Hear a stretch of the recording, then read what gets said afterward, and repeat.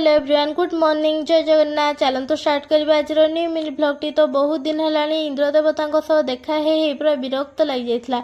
कहीं केते दिन पर सूर्य देवता देखा मिल मनटा पूरा खुशी हो गला। तो खरा हो वर्षा हो जहाँ हो आमर से कौन अच्छी, आमको तो डेली ड्यूटी जावाई पड़ो। वर्षा है कि बात्या है कि बन्या हो गले भी से पानी रे पहरी पहरी जाइए ऑफिस रे पहुँचापी पड़ो। आमर कौटी कौ दिन छुट्टी अच्छी कि हो छाड़ से कौन अच्छी, दुख तो आम भाग्य लेखा आउ।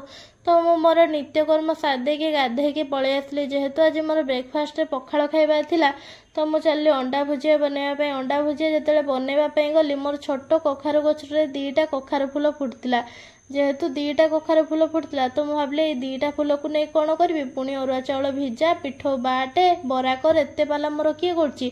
तो भाविली चलो से अंडा भुजिया ही पकईदे, भल लगे लगे न लगे ना से कौन अच्छी।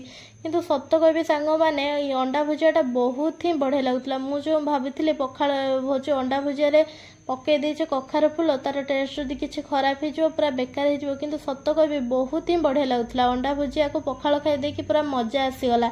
आज मिनी ब्लॉगटी एठी एंड करछि। जीवा पूर्व भिडियोटी जदि आपण मानकु भल लागिछि प्लीज लाइक शेयर सब्सक्राइब करके जानतु। रहिली, जय जगन्नाथ।